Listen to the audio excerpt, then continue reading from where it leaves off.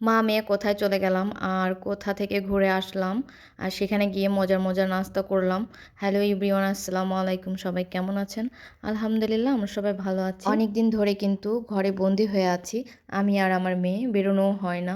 তো অনেক দিন থেকেই শুনতেছি শারমিন আপু অনেক অসুস্থ, আর দেখতে যাব যাব করে আসলে যাওয়াই হচ্ছিল না, যেহেতু শীতকালে আর অনেক অনেক ঠান্ডা পড়তেছে, এজন্য বেরোনোই হয় না। অবশেষে মা মেয়ে দুজনে কিন্তু সময় বের করে চলে গিয়েছি তাদের বাসায়। তো এখানে যে দেখতে পাচ্ছেন লিসামণিকে পড়াচ্ছে সাজিয়া বুড়ি। তো লিসাও অনেক মজার একটা বাচ্চা, ও খুব আনন্দ পছন্দ করে।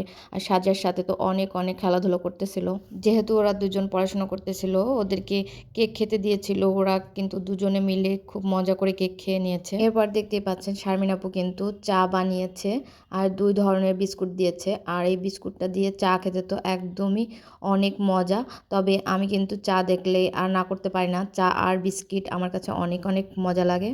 তো আপনারা দেখতেই পাচ্ছেন খুদে যে 2টা মেহমান ছিল, সেই মেহমান 2টা কিন্তু আগে আগে খেতে বসে গিয়েছে। ওরা চা আর বিস্কুট খুব মজা করে খেয়ে নিয়েছে। আপু বলছিল লিসামণি কিন্তু একদমই বাসায় একা একা থাকে, ও কিন্তু সাজিয়াকে পেয়ে অনেক খুশি হয়েছে। ও আর কি খেলতে অনেক অনেক ভীষণ পছন্দ করে, আর একসাথে বসে সবাই মিলে নাস্তা করার মজাই কিন্তু আলাদা। এখানে কিন্তু আমরা সবাই মিলে বসে একে একে কিন্তু এই যে বিস্কিট দিয়ে চা খেয়ে নিয়েছি। আর এখন আপনাদের সামনে সাজিয়া আর লিসামণি কিন্তু একটা জাদু দেখাবে, তো দেখতে থাকুন।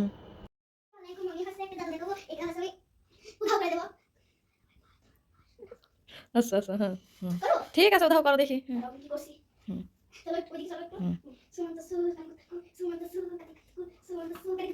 এই, এই, কোথায় গেল? কোথায় গেল? আবার আনো।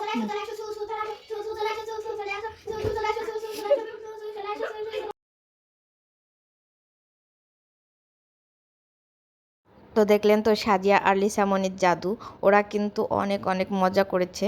আগে একদিনকে এসেছিলাম, তো লিসামণি কিন্তু ঘুমাচ্ছিল, সাজিয়ার একদমই ভালো লাগতেছিল না, কারণ ও একা একা বুঝতে পারতেছিল না যে ও কী করবো।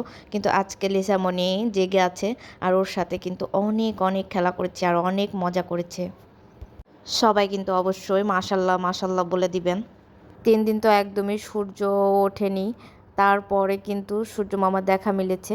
আর এদিকে এরা দুজন ঠান্ডা তো মানতেছেই না, ফ্লোরে খেলা করতেছে দেখতেই পাচ্ছেন। আর আপুর এই অ্যাকোরিয়ামে কিন্তু আগে মাছ ছিল, এখন মাছ নেই, একটা গাছ পানির ভেতরে রেখে দিয়েছে দেখতে পাচ্ছেন, ওটা কিন্তু অনেক সুন্দর লাগতেছে।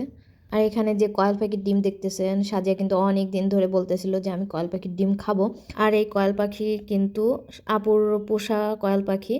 তো ছাদে কিন্তু বেশ কয়টা কয়েল পাখি আছে, তো সেই কয়েল পাখি কিন্তু এই ডিম পেড়েছে। আর এই ডিম কিন্তু অনেক ছোট ছোট হয়। সাজিয়া বলেছিল যে ডিম সিদ্ধ খাবে, আর আপু কিন্তু সাথে সাথে এই যে কয়েল পাখির ডিম সেদ্ধ করে সাজিয়াকে ছুলে দিচ্ছে। আর আপুর রান্নাঘরটা আমার ভীষণ পছন্দ, আপুরা কিন্তু এই বাড়িটা নতুন কিনেছে।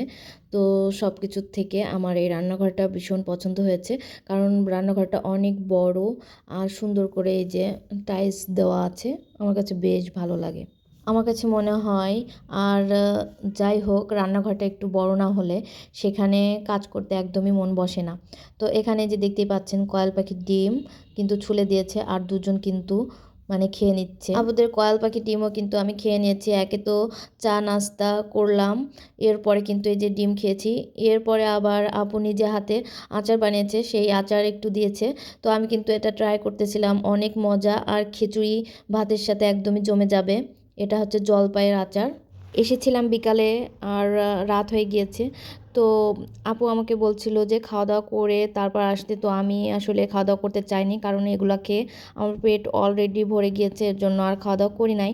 তো এই যে আমরা কিন্তু এখন চলে আসবো, এরপর আবার আসার সময় কয়েল পাখির ডিম কিন্তু সাজার জন্য দিয়ে দিয়েছে। আমি কিন্তু ওখান থেকে সরাসরি চলে গিয়েছি একটা আরএফএলের দোকানে, গিয়ে কিন্তু একটা প্লেট কিনে নিয়ে আসছি, আর একটা মগ কিনে নিয়ে আসছি। আপনাদের ভাইয়ার আত্মীয় হয়, তো তাদের একটা বেবি হয়েছে, নতুন বেবি। তো সেই বেবিটাকে আমি এই প্লেট আর এই মগটা গিফট করেছিলাম। যেহেতু শীতকাল, বাবুটা কিন্তু অনেক কান্নাকাটি করতেছিল, তো আমি একটু ভিডিও করে নিয়ে আসছি। তো সবাই ভালো থাকবেন, সুস্থ থাকবেন, আমাদের জন্য অনেক অনেক দোয়া করবেন।